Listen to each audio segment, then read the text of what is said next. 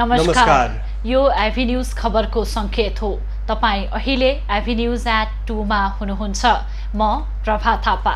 म विष्णु बसौला। प्रारम्भमा मूल खबर। उद्योगपति विनोद चौधरीलाई कोरोना संक्रमण पुष्टि। चिकित्सकको सल्लाह अनुसार घरमै आइसोलेसनमा।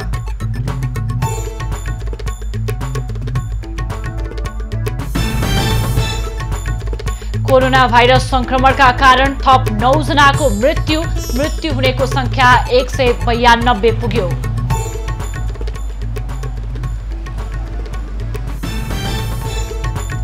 संक्रमित बढ़दै जाँदा राजधानीमै आइसोलेसन शय्याको अभाव। वीर अस्पतालको नयाँ भवन नै सदुपयोग हुन सकेन। काम नभएको भनेको फ्लोडिङ आइटम। बाराको गंगापुरमा रहेको 100 शय्याको आइसोलेसनले संक्रमितको चाप ठेक्न सकेन। घरमै बस्ने संक्रमितको संख्या बढ्दो। अस्पताल र स्वास्थ्यका कारण जापानी प्रधानमन्त्री आबेले राजीनामा दिँदै अर्थमन्त्री तारो आसो कार्यवाहक प्रधानमन्त्रीको जिम्मेवारी सम्हाल्ने तयारीमा।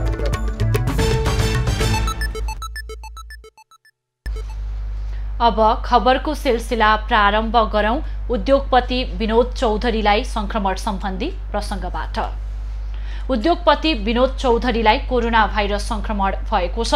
आज बिहान आएको पीसीआर टेस्ट रिपोर्टमा आफूमा संक्रमण पुष्टि भएको चौधरीले ट्वीट गरेर जानकारी दिएका हुन्। उनले आफूमा कोरोनासँग कुनै पनि लक्षण नदेखिएको उल्लेख गरेका छन्। चिकित्सकको सल्लाह अनुसार चौधरी आइसोलेसनमा बसेका छन्। उनले आफ्नो सम्पर्कमा आएका सबैलाई कोरोना संक्रमण परीक्षण गराउन आग्रह पनि गरेका छन्। चौधरी नेपाली कांग्रेसका प्रतिनिधि सभा सदस्य समेत हुन्। यसअघि सांसदहरू प्रदीप यादव, यज्ञबहादुर बोगटी, डाक्टर सूर्यनारायण यादवलाई पनि कोरोना संक्रमण पुष्टि भएको थियो।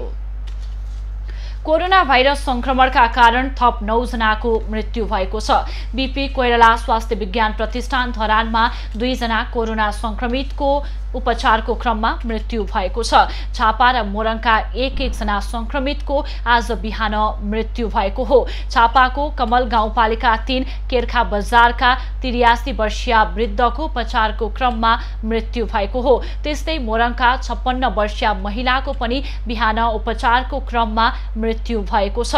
मृत्यु हुने महिला बेलबारी 5 की हुन्। प्रतिष्ठानमै उपचारको क्रममा बिहीबार साँझ पनि सिराहा नगरपालिका 1 का 55 वर्षीय पुरुषको मृत्यु भएको थियो। चितवनको भरतपुरमा रहेको चितवन मेडिकल कलेजमा उपचाररत 77 वर्षीय महिलाको पनि आज बिहान मृत्यु भएको छ।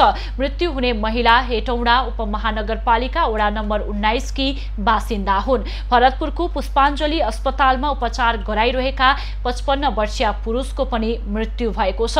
मृतक भरतपुर महानगरपालिका 2 क्षेत्रपुरका बासिन्दा हुन्।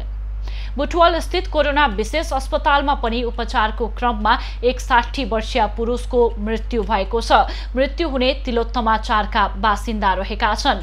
कोशी अञ्चल अस्पतालमा पनि सिराहा लाहानकी 65 वर्षीय महिलाको मृत्यु भएको छ। कास्कीको पोखरा महानगरपालिका 16 निवासी 52 वर्षीय पुरुषको पनि पोखरा स्वास्थ्य विज्ञान प्रतिष्ठानमा उपचारको क्रममा मृत्यु भएको छ। बिहीबार राति भक्तपुरमा पनि एक महिलाको उपचारको क्रममा मृत्यु भएको छ। नागरिक कम्युनिटी अस्पताल गट्टा घरमा उपचारका क्रममा 62 वर्षीय महिलाको मृत्यु भएको हो। नेपालमा हालसम्म कोरोना भाइरस संक्रमणका कारण मृत्यु हुनेको संख्या 192 पुगेको छ। चितवनमा थप 16 जनामा कोरोना संक्रमण पुष्टि भएको छ। भरतपुर अस्पतालको प्रयोगशालामा गरिएको परीक्षणमा भरतपुरका 3 जना, रत्ननगरका 1 जना र खैरहनीका 12 जना गरी 16 जनामा संक्रमण देखिएको हो। यसैगरी सोही क्रमको परीक्षणमा नवलपुरका 1 जनामा पनि संक्रमण देखिएको छ। पछिल्लो समय चितवनमा संक्रमण बढ्दै गएपछि स्थानीय प्रशासनले शुक्रबार राति 12 बजेसम्म निषेधाज्ञा जारी गरेको छ। व्यवसायीहरूले भने संक्रमण रोक्नका लागि निषेधाज्ञा मात्रै नभई अन्य विकल्प खोज्न आग्रह गरिरहेका छन्।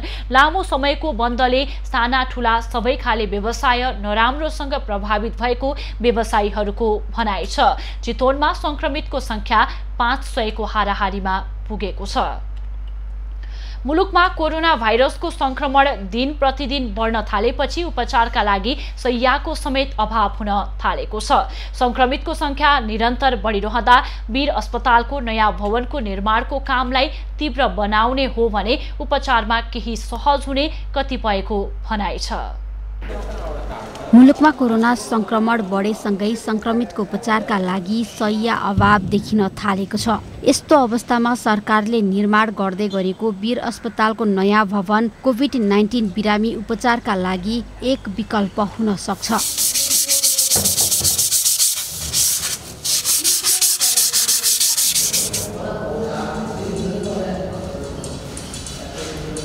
509 शय्याको वीर अस्पतालको नयाँ भवनको निर्माण कार्य लगभग पूरा भइसकेको छ। निर्माणाधीन भवनको बाहिरी भागको काम करिब 90% तथा भित्री भागको काम करिब 81% सम्पन्न भएको छ। हाल अस्पताल भवनको केही तल्लामा निर्माण कार्य लगभग सकिएको अवस्थामा छ भने केही तल्लामा काम बाँकी रहेको छ। कोरोना महामारीका कारण निर्माण सामग्री उपलब्ध हुन नसकेपछि निर्माण कार्यले पूर्णता पाउन सकेको छैन। कोरोना महामारीका बीच काम नरोकिए पनि भवन निर्माणका लागि आवश्यक सामग्री तेस्रो मुलुकबाट ल्याउनु पर्ने भएका कारण निर्माण कार्यमा ढिलाइ भएको छ। जति टाइम लाग्छ किनभने हामीले थर्ड कन्ट्रीबाट माल मगाउने हो भने अहिले इन्फ्रास्ट्रक्चर हेर्दाखेरि बाहिरबाट सबै भइसकेको छ। हामीले सबै गरिसकेका छौँ। काम नभएको भनेको फ्लोरिङ आइटम जुनमा चाहिँ जर्म हुँदैन, त्यो भनेको थर्ड कन्ट्रीबाट ल्याउने हो। ती सामानहरू चाहिँ हामीले एलसी खोलिसकेका छौँ, तर उतातिर फ्याक्ट्रीहरू नै बन्द भएकोले गर्दाखेरि ती सामान चाहिँ डिस्प्याच भएर आउन सकेन। विक्रमसम्म 2075 सालबाट निर्माण थालिएको वीर अस्पतालको यो नयाँ भवन 30 महिनाभित्र निर्माण सम्पन्न गर्ने सम्झौता भएको थियो, तर सम्झौता अनुरूप काम सम्पन्न नभएपछि निर्माण कार्यका लागि 7.5 महिनाको अवधि थप गरिएको छ। अस्पतालको भवनमा विद्युतको काम पूरा भइसकेको छ भने रङरोगनदेखि सरसफाइका काम भइरहेका छन्, तर अस्पतालको भवन निर्माण कार्य सम्पन्न हुन अझै 7 महिनाभन्दा बढी लाग्ने अस्पताल भनाइ छ। सामान नआएर सर्टन पार्ट चाहिँ सामान नआएर रोकिएकै हो, छिटो नहुने होइन, त्यो रोकिएकै हो। जुन सामान चाहिँ इन्डियाबाट ल्याउनु पर्ने जसरी ग्रेनाइट भयो होइन, जसरी सुरुमै हामीले ब्याङ्ककबाट चाहिँ बोर्डहरू मगाइसकेका छौँ, त्यसका काम भइरहेछ। फल सिलिङ चाहिँ ब्याङ्ककबाट मगाउनु पर्ने ती आइसकेका चाहिँ काम भइरहेछ। जस्तै आज पनि हाम्रो इन्डिया बोर्डरमा कपरको पाइप रोकिया छ एमजिपिएसको लागि, त्यसको लागि चाहिँ हामी पहल गर्दैछौँ होइन। काठमाडौँको सिडिओलाई पनि पहल गऱ्यौँ, वीर हस्पिटलले पनि चिठी बनाएर दिनुभएको छ। हामी चाहिँ त्यहाँ वीरगञ्जको भन्सारमा पनि कुरा गरेका छौँ। ती सामानहरू छुटेर आउन चाहिँ गाह्रो भइरहेछ कि। मुलुकमा कोरोना संक्रमण बढ्दो क्रममा छ। बढ्दो संक्रमणका कारण संक्रमितको उपचारका लागि शय्या अभाव भएको छ। संक्रमितको उपचारका लागि शय्या अभाव भएपछि बिरामीलाई 14 दिनभन्दा बढी अस्पतालमा नराख्ने तथा लक्षण नदेखिएका बिरामीलाई अस्पताल भर्ना नलिने समेत भन्दै आइएको छ। यस्तो अवस्थामा वीर अस्पतालको नयाँ भवन निर्माण कार्यलाई छिटो भन्दा छिटो सम्पन्न गरी प्रयोगमा ल्याउने हो भने यसले कोरोना संक्रमित बिरामी उपचार केही सहज हुने थियो। वीर अस्पतालको नयाँ भवन निर्माण कार्यलाई तीव्रता दिने हो भने कोरोना संक्रमित बिरामीका लागि देखिएको शय्या अभावको समस्या समाधान हुने देखिन्छ। एभी न्यूज खबरका लागि क्यामेरामा सुरेश रजकको साथमा त्रिगुडा भट्टराई बस्नेत, काठमाडौँ।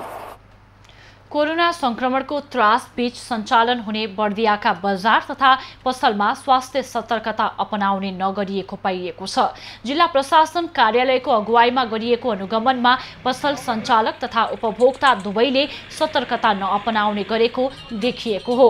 बर्दिया नगरपालिकाको जयनगर बजारमा मापदण्ड पूरा नगरी खोलिएका पसल अनुगमन टोलीले तत्कालै बन्द गराएको छ। अनुगमनलाई तीव्र बनाएका छौँ र स्वास्थ्य सुरक्षाका मापदण्डहरू जस्तो सेनिटाइजरको प्रयोग गर्ने, मास्कको प्रयोग गर्ने, भौतिक दूरीको प्रयोग गर्ने लगायतका विषयमा चाहिँ हामीले चाहिँ हात साबुन पानीले हात धुने लगायतका विषय चाहिँ हामीले एकदम जोड तोडका साथ गरेका छौँ र जसले यसको स्वास्थ्य सुरक्षाका मापदण्डहरूको प्रयोग गरेको छैन त्यस्ता पसलहरू हामीले बन्द गर्दै हिँडेका छौँ र अनुगमनलाई हामीले तीव्र रूपमा अगाडि बढाएका छौँ र सीमा नाका समेत हामीले सिल गरेका छौँ। अनुगमनका क्रममा मास्क र सेनिटाइजरको प्रयोग र भौतिक दूरीको पालना नगरिएको देखिएपछि पसले तथा उपभोक्तालाई सचेत गराइएको छ। प्रशासनले बारबर्दिया र मधुवन नगरपालिका लगायतका स्थानीय तहका बजारहरूको अनुगमन गरेको हो। स्वास्थ्य सुरक्षाको मापदण्ड पूरा गरी सुरक्षित र व्यवस्थित तरिकाले बजार सञ्चालन गर्न अनुगमनलाई निरन्तरता दिने जिल्ला प्रशासन कार्यालयले जनाएको छ। राज्यले बनाएको आइसोलेसनमा राम्रो सुविधा नभएपछि बारामा कोरोना संक्रमितहरू होम आइसोलेसनमै बस्न थालेका छन्। जितपुर सिमरा उपमहानगरपालिकामा कोरोना संक्रमण पुष्टि भएका अधिकांश संक्रमितलाई घरमै बस्न प्रोत्साहित गरिएको छ। बारामा पछिल्लो समय कोरोनाको संक्रमण बढेसँगै बिरामीको व्यवस्थापन चिन्ताको विषय बनेको छ। जिल्लामा कलैया स्थित गंगापुरमा 100 बेड आइसोलेसन भए पनि जिल्लाभरिको भार त्यसले थेग्न सकेको छैन। सोही कारण आइसोलेसनमा उपचारका लागि जानेहरू सुविधा राम्रो नपाएपछि होम आइसोलेसनमा फर्कन थालेका छन्। बाराको कलैया उपमहानगरपालिका गंगापुरमा रहेको आइसोलेसनमा खानेपानीका साथै तातो पानी खानाको समेत समस्या रहेको यसअघि बस्नेहरूको भनाइ छ। राज्यकै तर्फबाट खटिएको जति पनि कर्मचारीहरू हुनुहुन्छ उहाँहरूले चाहिँ उहाँहरूलाई मोटिभेट गर्नुभन्दा पनि अलिकति उहाँहरूलाई डिमोटिभेट गर्ने टाइपको चाहिँ त्यहाँनिर बिहेभियर हुन्छ कि मैले पनि फिल गरेको कुरा। उहाँहरू लगाउनु भएको हुन्छ, पुरै एप्रोन लगाउनु भएको हुन्छ, तर उहाँहरू अब हामीलाई खाना दिन आउँदा खाजा दिन आउँदा होइन त्यसरी आउँदाखेरि पनि हामी भित्रै छौँ तर पनि टाढा टाढा जा भनेर अलिकति त्यस्तो गर्ने के। अनि व्यवस्थितको सन्दर्भमा त्यहाँनिर टोयलेट बाथरुमहरूको व्यवस्थित हुनु एकदमै जरुरी छ। कोरोना संक्रमितको पहिलो रोजाइमा होम आइसोलेसन परे पनि यस्ता बिरामीका लागि राज्य मौन बसेको होम आइसोलेसनमै संक्रमण मुक्त हुनेहरूको भनाइ छ। होम आइसोलेसनमा बस्नेलाई राज्यको तर्फबाट कुनै सुविधा नहुनु र डाक्टरले समेत दैनिक अवस्थाबारे जानकारी नराख्नु दुःखद भएको उनीहरूको भनाइ छ। अब घरमै बसेर चाहिँ हस्पिटलको भन्दा राम्रो हुने रहेछ भन्ने कुरो त्यो अनुभव मैले चाहिँ लिएँ। अब धेरै सिरियसै छ, गाह्रै छ, त्यसलाई अब घरमा बसेर पनि ऊ छैन भने त हस्पिटल गएर एडमिट भएर भर्ना हुनै पर्यो। तर साधारण छ घरमै बसेर पनि सहन सक्ने, घरमै बसेर चाहिँ पनि आत्मबल बढाएर चाहिँ यसको युनिटी पावर बढाएर चाहिँ यसमा लड्न सकिन्छ भन्ने आफूलाई जुन अनुभव भएपछि घरको होम आइसोलेसन भन्दा राम्रो चाहिँ हस्पिटल र ऊ चाहिँ होइन भन्ने कुरो मेरो बुझाइमा परेको छ। सुरुमा राज्यले होम आइसोलेसनको मापदण्ड नबनाएका कारण समस्या झेलेका स्वास्थ्यकर्मी पनि होम आइसोलेसनलाई नै प्रोत्साहित गरिरहेका छन्। होम आइसोलेसनको मापदण्ड आएपछि सिमरा कोरोना अस्पतालले 70 जना कोरोना संक्रमितलाई होम आइसोलेसनमा बस्न सहयोग गरेको छ। अहिलेसम्म हाल जितपुर सिमरा क्वारेन्टाइनमा चाहिँ 70 जना चाहिँ हाल होम क्वारेन्टाइन अथवा सेल्फ होम क्वारेन्टाइनमा चाहिँ बस्नुभएको छ। बारा जिल्लामा हालसम्म 97 जना आइसोलेसन र 350 जना होम आइसोलेसनमा रहेका छन्। हालसम्म बारामा 757 जना व्यक्तिमा संक्रमण पुष्टि भएको छ। दिनहुँ संक्रमितको संख्या बढ्दो क्रममा रहेको छ। संक्रमित मध्ये 295 जना संक्रमण मुक्त भई घर फर्किएका छन्। बारामा बिहीबारसम्म कोरोनाबाट 15 जनाको मृत्यु भएको छ। इन्दीप कोइराला, बारा। सप्तरीमा कोरोना संक्रमितको संख्या बढ्न थालेपछि युवाहरूको अगुवाईमा कीटनाशक औषधि छर्किने अभियान सुरु भएको छ। जोखिम बढेपछि सप्तरीको राजविराज हनुमाननगर कंकालिने डाक्नेश्वरीमा युवाहरूले निर्मूलीकरण अभियान सञ्चालन गरेका हुन्। कोभिड-19 को चपेटामा विश्व नै परेको छ र सप्तरीमा समेत कोभिड-19 बाट प्रत्यक्ष रूपमा 774 जना संक्रमित भइसकेको अवस्था छ र सप्तरीको 18वटै स्थानीय तहमा दिन प्रतिदिन कोरोना भाइरसका बिरामीको संख्या बढ्ने क्रम जारी छ। यो आइडियल सहकारी संस्था लिमिटेडले हामीलाई आर्थिक सहयोग गर्नुभएको छ र यो हनुमाननगर कंकाली नगरपालिकामा अत्याधिक बिरामीको चाप कोभिड-19 का बिरामीहरूलाई देखिएको हुनाले आज यो एकदम भयावह अवस्था सप्तरीको स्थिति छ। यसले समाजमा केही न केही विकृति विसङ्गतिलाई हामी कम गरौँ र आज एबी न्युजले हामीले आज यो पहिलो एउटा च्यानल हो, नकारात्मक कुरा सबैले गरिदिन्छ तर आज एबी न्युजले हामीलाई पनि उत्साह जो बढाइदिनु भएको छ र आइडियल सहकारी संस्थाले एकदम हृदयदेखि धन्यवाद। कोरोना भाइरसलाई न्यूनीकरण गर्नका निमित्त त्यसबाट जोगिनका निमित्त सप्तरी युगका युवाहरू अहिले गाउँ गाउँ पुगेर कीटनाशक औषधि छर्किने अभियान सुरु गरेको छ। भाइरसको बिगबिगी बढेकोले हामीहरू यो आफ्नो सामाजिक उत्तरदायित्वप्रति यो निर्वाह गर्नको लागि यो विषादी औषधि छर्ने काम यो सप्तरी भएर मलाई गर्न चाहन्छु। उनीहरू यति बेला आइपुगेका छन् सप्तरीको हनुमाननगर कंकाली नगरपालिका जहाँ 98 जना कोरोना भाइरसबाट सङ्क्रमित रहेका छन् र उनीहरूलाई थप कोरोना भाइरसबाट थप मान्छे बिरामी नपरुन् र कुनै प्रकारको अप्रिय अन्य घटनाहरू नहोस् निमित्तका निमित्त 70 इन्चको अगुवाईमा यति बेला औषधि छर्किने काम भइरहेको छ, जसलाई आरडिएल सहकारी संस्थाले सहयोग पुर्याएको छ र 70 का युवाहरू अहिले 70 का विभिन्न 18वटा स्थानीय तहका घर घरमा पुगेर, गाउँ गाउँमा पुगेर, टोल टोलमा पुगेर कीटनाशक औषधि छर्किरहेका छन्। एबी न्युज खबरका लागि बैद्यनाथ यादव, हनुमाननगर 70।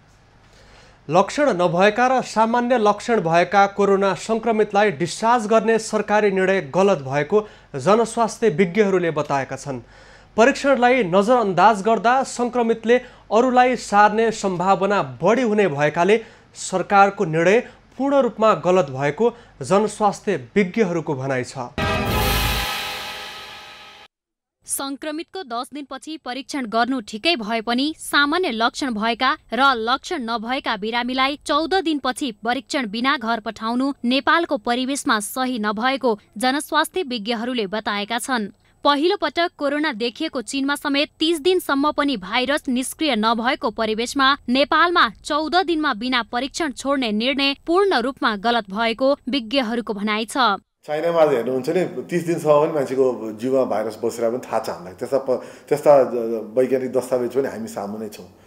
त्यसले गर्दा जबसम्म हामीलाई थाहा हुँदैन नि बिना परीक्षण घर जान दिने अथवा बिना नेगेटिभ टेस्ट समाजमा वा घरमा जान दिनु भनेको पूर्ण रूपमा गलत हो भनेर म भन्छु।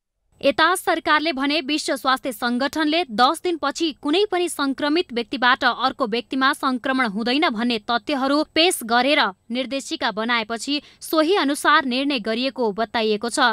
WHO को निर्देशिकालाई आधार बनाएर मन्त्रालयले आफ्नो निर्देशिकाहरू परिमार्जन गरिएको स्वास्थ्य मन्त्रालयको दाबी छ। संक्रमण रोक्न सक्ने गरी एक व्यक्तिबाट अर्को व्यक्तिमा संक्रमण नहुन दिनका लागि हामीले परीक्षण गर्नु पर्यो हो। त्यही भएर एक व्यक्तिबाट अर्को व्यक्तिमा संक्रमण नहुने अवस्था छ भने त्यस्तोमा परीक्षण गरिरहनु पर्नेको आवश्यकता भएन। तराईका जिल्लाहरूमा क्वारेन्टिनबाट परीक्षण नगरी घर पठाउँदा अहिलेको अवस्था आएको उल्लेख गर्दै विज्ञहरूले भने 15 दिनपछि पोजिटिभ हुँदैन भन्ने सोचले उपत्यका तराईको जस्तो अवस्था देशभरि हुने चेतावनी दिएका छन्। नेपालको परिवेशमा कुनै अनुसन्धान नै नगरी 15 दिनमा भाइरस शरीरमा रहँदैन भन्न नमिल्ने पनि उनीहरूको भनाइ छ। सरकारले पैसा र बेड बचाउनका लागि गरेको निर्णयले भोलि हजारौं बेड थपिने अवस्था आउन सक्ने चेतावनी समेत विज्ञले दिएका छन्। राज्यले पैसा बचाउनलाई गर्न खोजे होला अथवा बेड बचाउनलाई गर्न खोजे होला, तर एउटा बेड बचाउन खोज्दाखेरि हजारौं बेड थपिने अवस्था चाहिँ ल्याउन भएन। स्वास्थ्य मन्त्रालयले 7वटै प्रदेशका सामाजिक विकास मन्त्रालय र देशभरिका कोभिड अस्पताललाई पत्राचार गरी 10 दिनमा PCR पोजिटिभ आएमा लक्षण नभएका र सामान्य लक्षण भएका संक्रमितलाई थप 4 दिन राखेर परीक्षण नै नगरी डिस्चार्ज गर्न निर्देशन दिइसकेको छ। 14 दिनपछि डिस्चार्ज नगरिए सरकारले शोधभर्ना नबेहोर्ने चेतावनी सहित मन्त्रालयले कोभिड अस्पताल र प्रदेश सामाजिक विकास मन्त्रालयहरूलाई पत्राचार गरेको हो।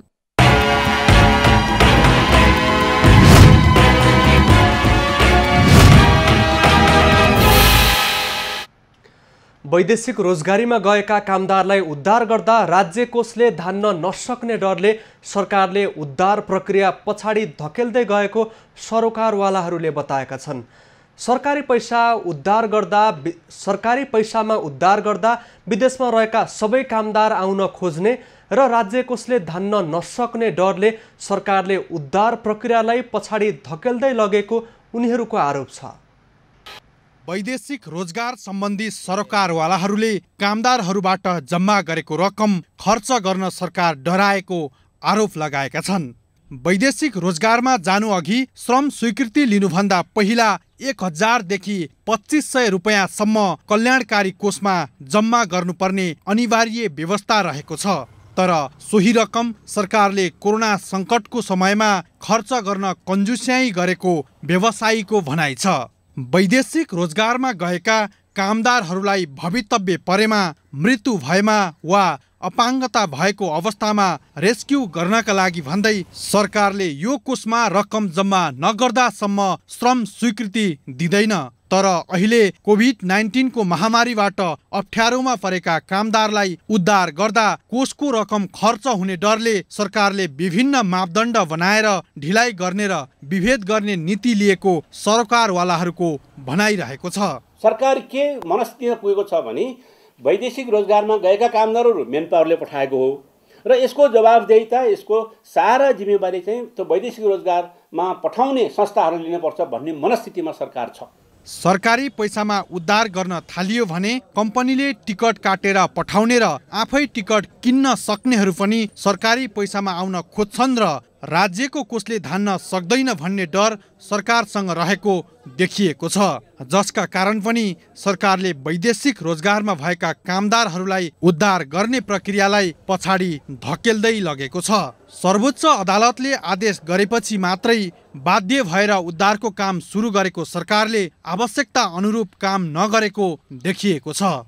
कम्पनीले आफैले टिकट हालेर पठाउने वा आफै खर्च हालेर आउन सक्ने ती वर्ग पनि त्यही टिकटको अपेक्षामा बस्छन् र जसलाई हामीले टिकट हालेर ल्याउनु पर्ने भयो भने राज्यको कोषले धान्न नसक्ला भन्ने उनीहरूलाई एक खालको डर हुन सक्छ।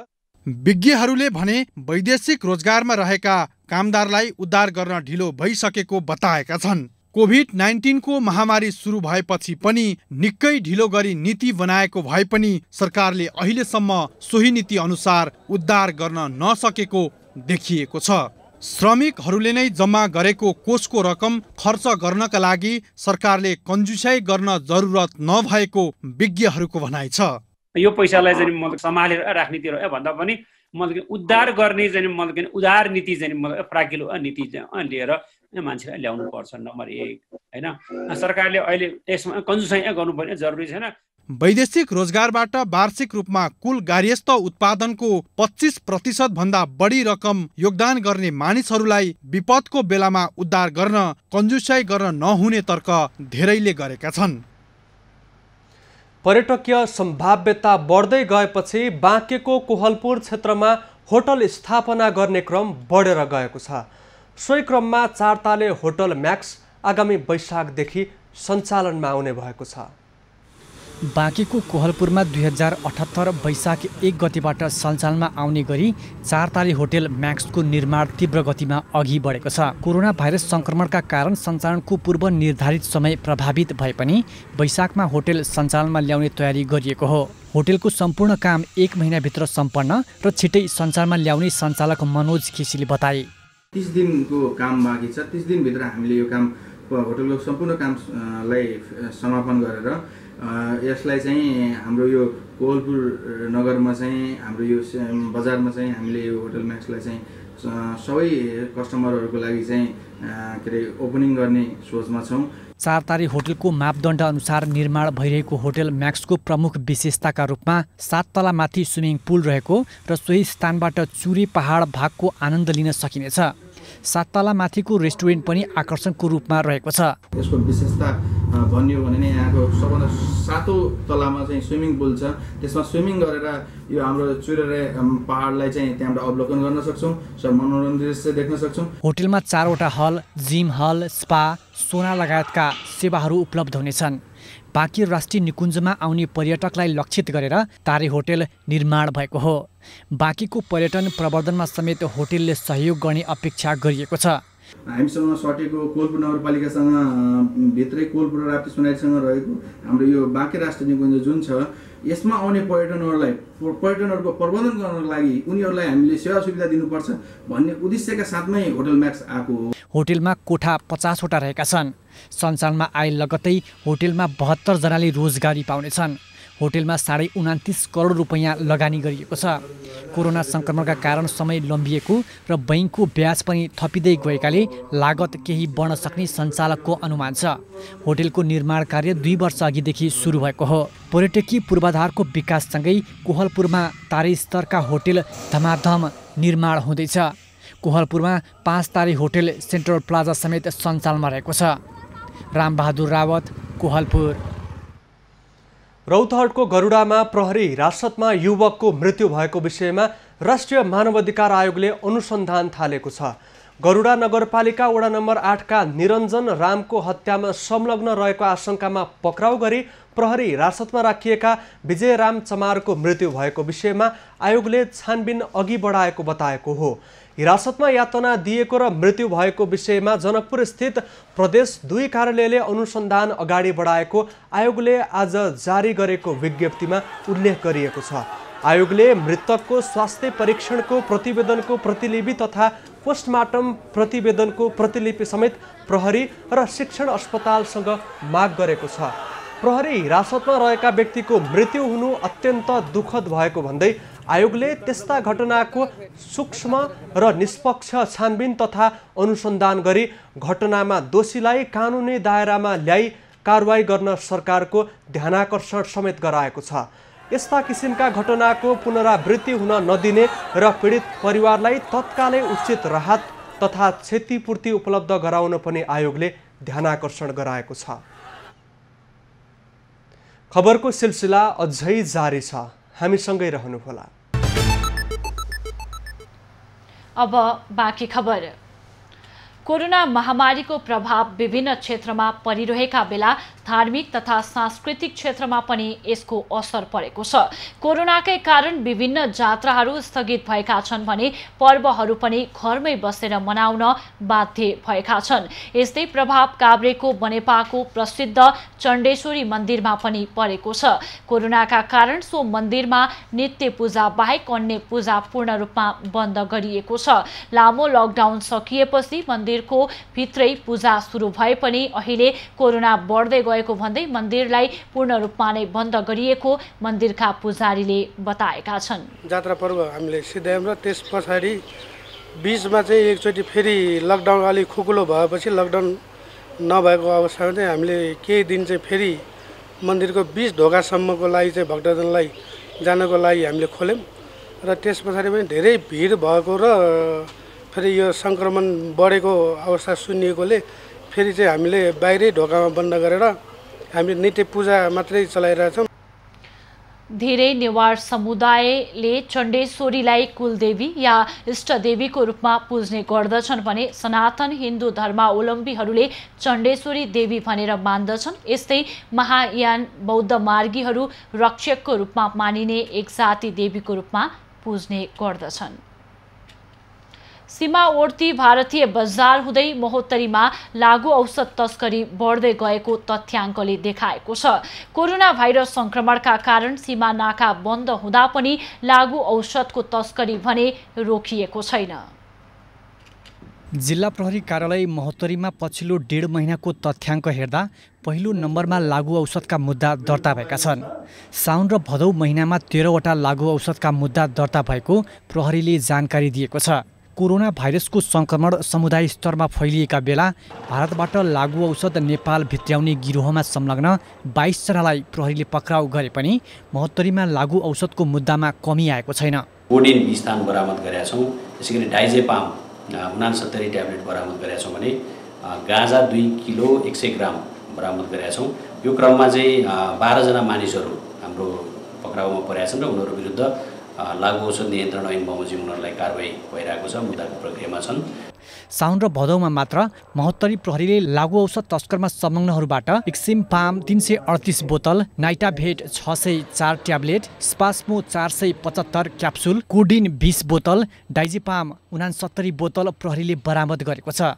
लकडाउनको समयमा पनि महोत्तरीमा लागु औषधको कारोबार भइरहेको उक्त तथ्याङ्कले पुष्टि गरेको छ। यसले जिल्लामा लागु औषध कारोबार सञ्जाल बढ्दै गएको सङ्केत गर्ने प्रहरीको भनाइ छ। सीमा क्षेत्रबाट भित्रिने जति पनि चाहिँ सवारी साधन हुन्छ त्यसपछि व्यक्तिहरू हुन्छन्, यदि शङ्का लाग्छ शङ्कित व्यक्तिहरू छन् भने पनि तिनीहरूलाई चाहिँ हामीले बीच ठाउँमा अन्य ठाउँमा पनि हामीले कडाइका साथ चेक जाँच गरेर यो गएको साउन 1 गते चालु आर्थिक वर्षको साउन 1 गतेदेखि भाद्र 29 गतेसम्म चाहिँ ठुलो परिमाणमा हामीले लागु औषधहरू अवैध लागु औषधहरू बरामद गरेका छौँ। खुल्ला सिमाना र फितलो सुरक्षा रणनीतिले महोत्तरीमा लागु औषध दुर्व्यसनी र व्यापार बढिरहेको छ।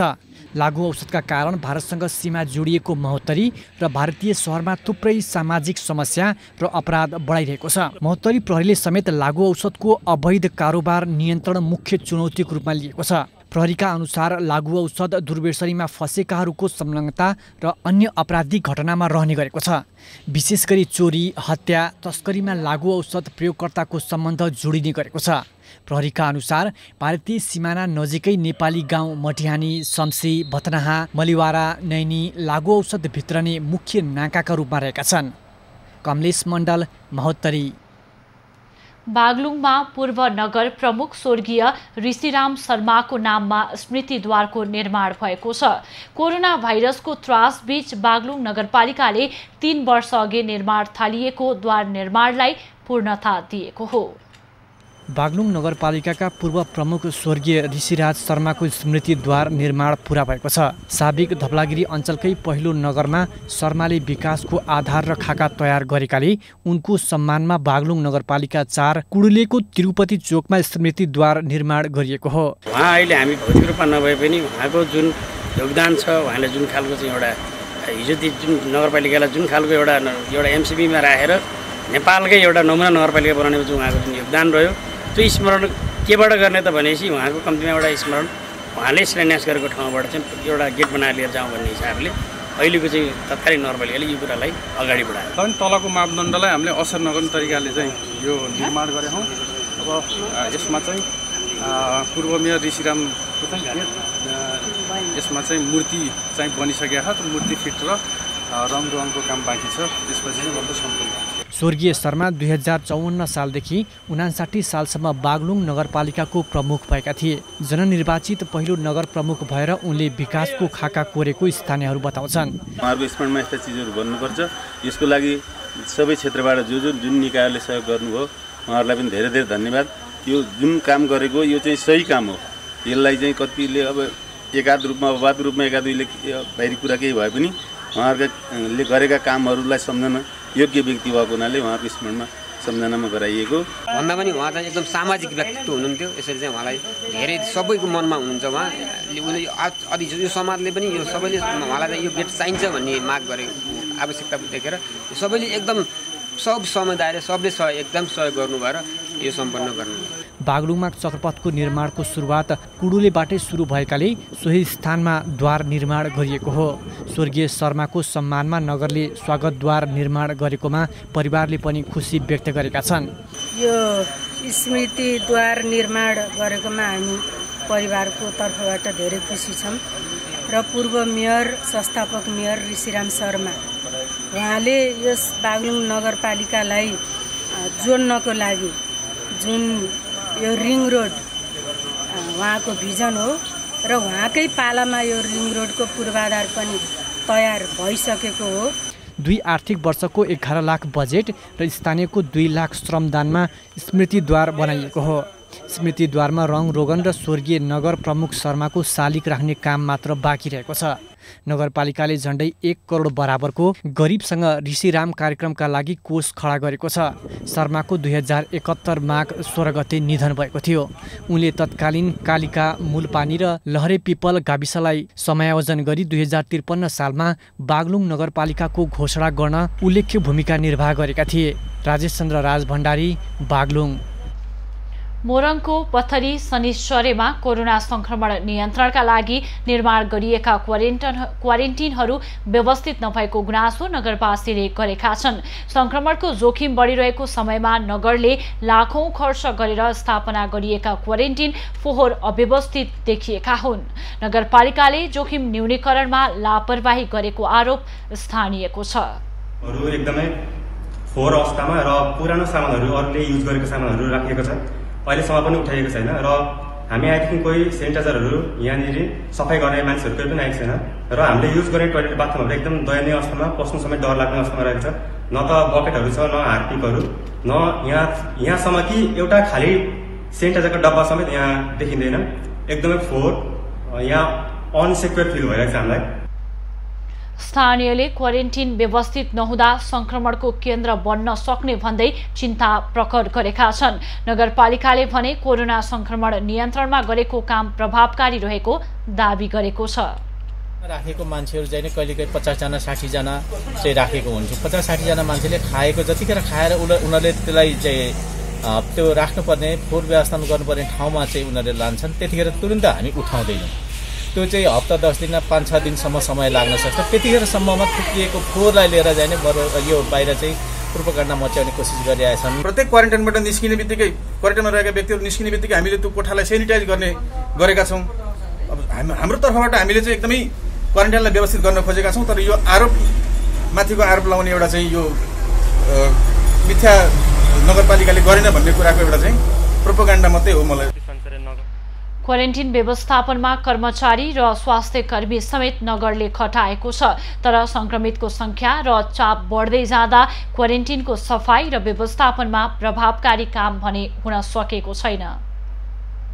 निषेधाज्ञाका कारण बजारमा सहजै रूपमा तरकारी पाउन छाडेपछि मोरङ बेलबारीका बासिन्दा जंगलमा न्युरो टिप्न जान थालेका छन्। बेलबारी आसपासका मानिसहरू बेलबारीका जंगलमा तरकारीको गर्जो टार्न न्युरो टिप्न पुग्न थालेका हुन्। तरकारीको भाउ महँगो हुनुका साथै अभावको स्थिति भएकाले जंगली न्युरोको भर पर्नु परेको स्थानीयको भनाइ छ। केही दिनदेखि इमानसिंह चोकदेखि चारकोसे झाडी क्षेत्रमा न्युरो टिप्न जानेको को लाग्ने गरेको छ। मोरङको बेलबारी, कानेपोखरी, पथरी, लेटाङ लगायतका क्षेत्रका जंगलमा पाइने न्युरो स्थानीयको आमदानीको माध्यम समेत बनिरहेको छ।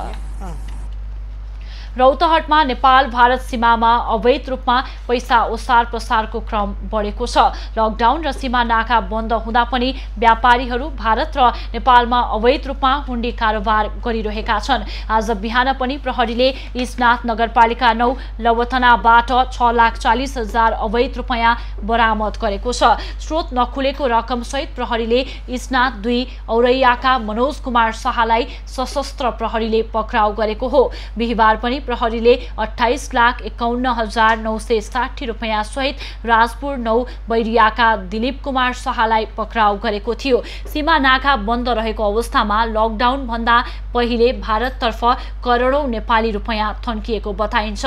भारतीय व्यापारीहरूसँग रहेको सो रकम उनीहरू नेपालमा पठाएर नेपालमा थन्किएको भारतीय रुपैयाँ फिर्ता लैजाने गरेका छन्। रौतहटसँग सीमा जोडिएको भारत बिहारको बैरगनियामा मात्रै 5 करोड भन्दा बढी नेपाली रुपैयाँ जम्मा रहेको अनुमान गरिएको छ। रौतहटको स्नात, गौर र राजदेवी नगरपालिकाको नाकाहरू यस कामको लागि प्रयोग हुने गरेको छ।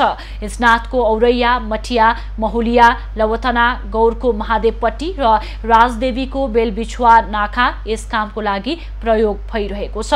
जेठ यता मात्रै अवैध हुण्डी कारोबार गरिएको करिब 75 लाख रुपैयाँ रौतहट प्रहरीले बरामद गरिसकेको छ।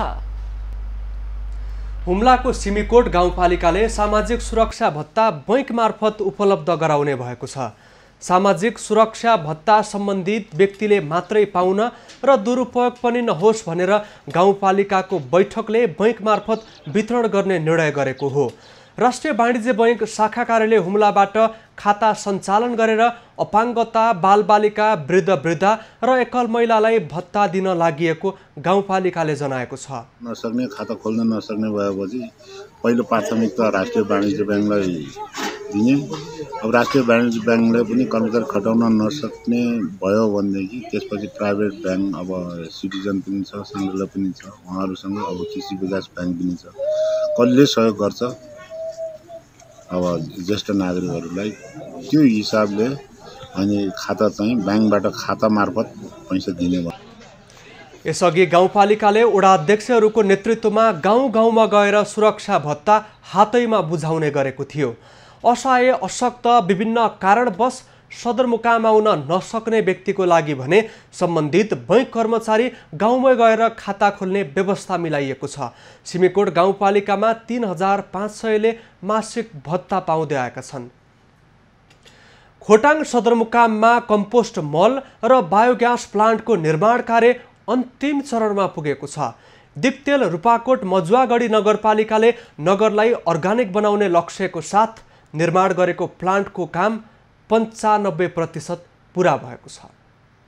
रासायनिक मल र विषादी मुक्त अर्गानिक नगर बनाउने उद्देश्यले करिब 3 करोड भन्दा बढीको लागतमा नगरले कम्पोस्ट मल र बायोग्यास प्लान्ट निर्माण गरेको हो। कम्पोस्ट प्लान्टबाट उत्पादन भएको मल किसानलाई अनुदानमा दिएर नगरलाई अर्गानिक नगर बनाउने योजना छ।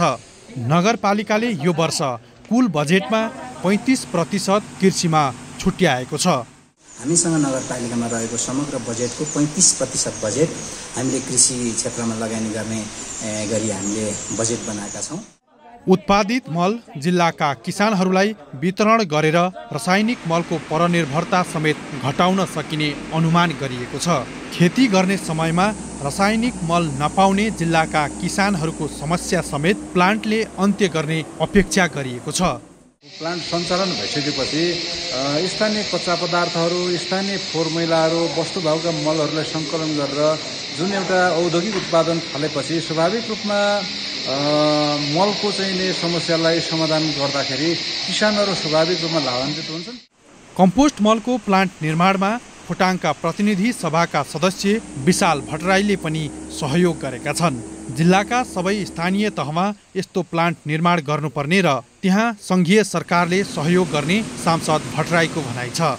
एउटा अर्ग्यानिक र कम्पोस्ट मल उत्पादन गर्ने र किसानहरूको घर घरमा यसलाई पुर्याउने जुन लक्ष्य नगरपालिकाले लिएको छ त्यो असाध्यै महत्त्वपूर्ण छ र यो कामको म सफलताको शुभकामना व्यक्त गर्न चाहन्छु। आफ्नो तर्फबाट सहयोग गर्ने वचनबद्धता पनि व्यक्त गर्न चाहन्छु। कम्पोस्ट मल र बायोग्यास प्लान्टमा डिक्टेल बजार, सोल्मा, मुडे डाँडा, नेर्पा तथा आसपासका स्थानमा निस्किने जैविक पदार्थलाई प्रशोधन गरेर कम्पोस्ट मल उत्पादन गर्ने तयारी छ। मानव मलमूत्रलाई प्रयोग गरेर बायोग्यासबाट मल उत्पादन गर्न सकिने प्लान्टले प्रत्येक घण्टा 1000 केजी मल उत्पादन गर्ने बताइएको छ। एभिन्यूज खबरका लागि खोटाङबाट राजन ठटालको रिपोर्ट। डडेलधुराको आलीताल गाउँपालिकाको चुरे क्षेत्रमा पहिरो खस्दा करिब 35 परिवार विस्थापित भएका छन्। आलीताल गाउँपालिका 7 को बलौचा, ओबा, एरानी, धुपखेडा र खिन्ने भाँडी गाउँमा खसेको पहिरोका कारण स्थानीय विस्थापित भएका हुन्।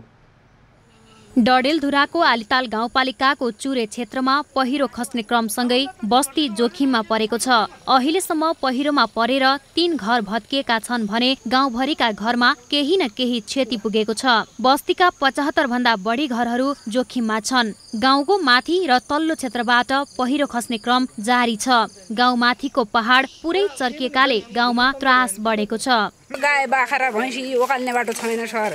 हामी आएका छौँ, यति पिर लागेको छ कि रात दिन यसो त कहिले देखिनँ मैले, कहिले छैन सर। यति त धेरै पिर लागेको छ। अहिले त तल्लोमा बनाएको छु, तिरपाल हालेर बाख्राको खोर चाहिँ त्यहीँनिर बसेको छु। अब अन्ति पनि ठाउँ पनि छैनन्। अब स्थिर हाल्ने जग्गा पनि कहाँ हाल्ने? अब उता पनि पहिरहेछ, यता पनि पहिरहेछ। लगातारको वर्षापछि गत साउन 18 गतेदेखि 5वटै बस्तीमा पहिरो खस्न सुरु भएको हो। पहिरोको सन्तासका कारण गाउँबाट विस्थापितहरू नजिकैको जंगलमा पाल टाँगेर बसिरहेका छन्। उनीहरूलाई नेपाल रेड क्रस सोसाइटी डडेलधुराले करिब 1 दर्जन बढी त्रिपाल उपलब्ध गराएको छ। यो हालतमा कहाँ बस्ने, के गर्ने, कहाँ जाने, के खाने भनेर बिचल्लीमा परेका छौँ। अब रातमा निद आउँदैन, माथिबाट आउँछ कि यो जान्छ कि भनेर, दिनमा चाहिँ भोक हुँदैन। अब कसरी चाहिँ के गर्ने भनेर चाहिँ यो दुःख। पहिरोले सबै गाउँहरू चर्किएपछि बस्ती बस्न योग्य नभएका र सिङ्गो गाउँ नै स्थानान्तरण गर्नुपर्ने अवस्था देखिएको उनीहरू बताउँछन्। आफूहरू पहिरोमाथि बस्न नसक्ने र यस ठाउँबाट सरकारले बस्ती नै सार्नुपर्ने उनीहरूको माग छ। र म नेपाल सरकार, प्रदेश सरकार र हाम्रो स्थानीय सरकारलाई आग्रह गर्न चाहन्छु र यहाँको यो बस्ती उच्च जोखिममा रहेको हुनाले यो बस्तीलाई अर्को ठाउँमा स्थानान्तरण गरिदिन म नेपाल सरकार र यो तीनैवटा तहका सरकारहरूलाई आग्रह गर्न चाहन्छु। 1 दशक अघि सो क्षेत्रमा व्यापक वन फडानी भएकोले पहिरो जान थालेको स्थानीय बताउँछन्। अत्यन्तै संवेदनशील मानिएको चुरे क्षेत्रमा अवैध रूपमा वन फडानी भएसँगै पहिरोको प्रकोप देखिन थालेको हो। हिकमत सिंह, डडेलधुरा। 3 दशक अघिबाट सुरु भएको पहिरोका कारण ओखलढुङ्गाको सिद्धिशरण नगरपालिका 12 स्थित चैनपुरे टोल जोखिममा परेको छ। गाउँ मुनिबाट झरेको पहिरो नियन्त्रण हुन नसक्दा 1 दर्जन घर विस्थापित हुने अवस्थामा पुगेका छन्। दृश्यमा देखिएको यो गाउँ हो ओखलढुङ्गाको सिद्धिचरण नगरपालिका वडा नम्बर 12 को गोगुने। हेर्दा यो गाउँ जति सुन्दर देखिन्छ उति नै यहाँका स्थानीय बासिन्दा पीडामा छन्। लिपेखोला कटानका कारण 2047 सालबाट सुरु भएको पहिरो दीर्घकालीन रूपमा नियन्त्रण नहुँदा यहाँका 1 दर्जन घरधुरी विस्थापित हुने अवस्थामा पुगेका छन्। पहिरो अलिअलि सुरु भयो 47बाट, त्यसबाट सर्दै रोकिँदै भयो। रोकिँदै गर्दाखेरि पहिला कुलो पनि थियो, कुलो रोकिएपछि पहिरो अलिअलि रोकियो। त्यस पछाडि बारीसारी केही छैन, रुख बिरुवाहरू लगाएँ मैले। बिरुवाहरू लगाएपछि त्यो बिरुवाहरू सबै लग्यो। अब पछि पुनरोपण गरियो, त्यो पनि बगाउँदै गरेको छ र अहिले यहाँ 12 घर जतिलाई चाहिँ बस्ती उठाउने जोखिम पूर्ण भइसकेको छ। पहिरो नियन्त्रणका लागि प्रयास नभएको होइन, पहिरो केही वर्ष रोकियो पनि, तर सबै प्रयास बालुवामा पानी सरह भयो। अहिले फेरि केराबारीमा पहिरो चल्न थालेको छ। यहाँ चाहिँ अब कमेरो माटो छ, पानी पनि पलाउँछ, तल खोलाले पनि हान्छ। यसमा चाहिँ पहिरो गएको थियो, रोकथाम भएको थियो, अनि फेरि यसपालिबाट चल्यो। यसमा चाहिँ हाम्रो 10-15 घरलाई चाहिँ क्षति छ। यहाँको बस्ती चाहिँ उठ्ने सम्भावना छ। कुनै निकायलाई यो गर्दा पनि निकायले केही पनि हेरेन। ओखलढुङ्गा जिल्लामा लामो समयदेखि चलिरहेका ठूला पहिरोको सूचीमा केराबारीको पहिरो पनि पर्छ। यो पहिरोले हालसम्म 100 रोपनी जग्गा बगाइसकेको छ। यहाँका स्थानीयले दीर्घकालीन रूपमा पहिरो नियन्त्रणको माग गरेका छन्। नवराज कार्की, ओखलढुङ्गा। मौसमले साथ नदिएपछि यो वर्ष बागलुङमा आलुको उत्पादनमा कमी आएको छ। गत वर्ष चैत महिनासम्म हिउँ परेको र चैत महिना पछिको लगातार वर्षाका कारण आलु उत्पादन घटेको हो। आलुको पकेट क्षेत्रको रूपमा रहेको जिल्लाको ढोरपाटन क्षेत्रमा फल लाग्ने बेलामा अत्याधिक वर्षा भएकाले उत्पादन घटेको छ। मुख्य बालीकै रूपमा गरिने आलु खेती यस वर्ष उत्पादन नभएपछि विगतका वर्षमा आलुले लिएको बजार यस वर्ष नपुग्ने र बिउ पनि नपुग्ने किसानहरू बताउँछन्। ढोरपाटनमा 1 क्विन्टल आलुको बिउ लगाउँदा बारीमा 20 क्विन्टलसम्म आलु फल्ने गरेकोमा यस वर्ष 1 क्विन्टल आलुको बिउ लगाउँदा बारीमा 5 क्विन्टल पनि नफलेको किसानको भनाइ छ। तर अहिले यो वर्षाको कारणले गर्दाखेरि एकदम सबै बुता कुहिने, अनि त्यो अब त्यसमा फल लाग्न नपाउँदै सबै बुता कुहियो, सक्यो। त्यही भएर अहिले त त्यति हुँदैन। अब हेरेर हेर्दाखेरि पनि खासै त्यस्तो छैन सर आलुको चाहिँ। ढोरपाटन नगरपालिकाको बोबाङ तथा ढोरपाटन उपत्यका क्षेत्रमा व्यावसायिक रूपमा आलु खेती हुँदै आएको छ। गण्डकी प्रदेशका जिल्लामा मात्र नभई राजधानी काठमाडौँ तथा विदेशमा समेत ब्रान्ड बनाउन सफल भए पनि मेहनत गरे अनुसार आलुबाट आम्दानी नभएको किसानको गुनासो छ।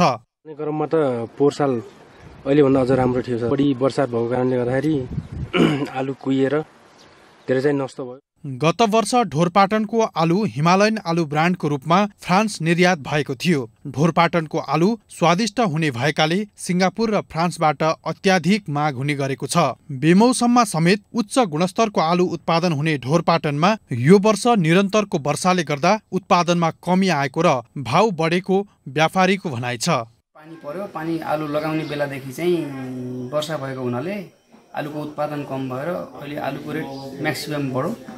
यसमा सर्टेज हुने कारणहरू छन् विभिन्न, जस्तै मुस्ताङतिरको बाटो बन्द हुनु। अन्तर्राष्ट्रिय बजारसम्म आलु पुग्ने भएपछि उत्साहित भएर करिब 2000 हेक्टर क्षेत्रफलमा आलु खेती गरेका किसानहरू आलु उत्पादनमा कमी आएपछि निराश भएका छन्। ढोरपाटनका किसानहरूले प्रति किलो कम्तीमा 40 रुपैयाँदेखि बढीमा 70 रुपैयाँसम्म आलु बिक्री गर्दै आएका छन्। हिउँदे सिजनमा 19,949 मेट्रिक टन र वर्षे सिजनमा 6,179 मेट्रिक टन आलु उत्पादन हुने ठाउँमा यस वर्ष अत्याधिक रूपमा कमी हुँदा किसानहरू चिन्तित छन्। एभिन्यूज खबरका लागि बागलुङबाट राजेश चन्द्र राज भण्डारीको रिपोर्ट।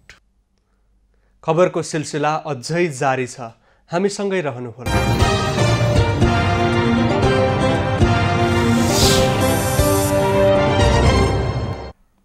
हाल देशभर सामान्य बदलिरही देशका बागमती र गण्डकी प्रदेशका थोरै स्थानमा हल्कादेखि मध्यम वर्षा भइरहेको छ।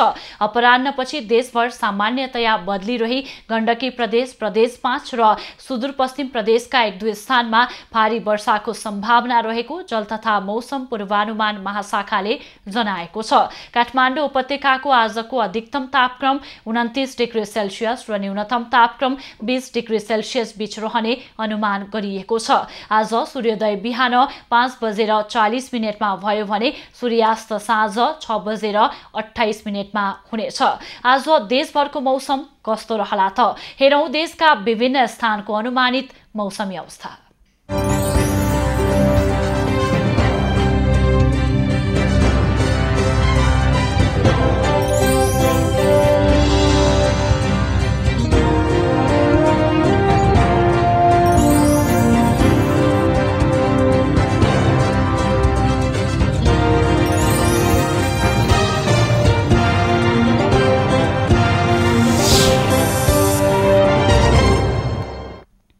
अहिलेलाई खबरको क्रम यति नै। आइभी न्यूज खबरका यी सहित अन्य विस्तृत खबरका लागि www.ivnews.tv लगअन गर्न सक्नुहुनेछ। युट्युब, फेसबुक र ट्विटरमा पनि हामीलाई फलो गर्न सकिनेछ। खबर भित्रको खबरका लागि हेर्दै रहनुहोला आइभी न्यूज खबर। नमस्कार।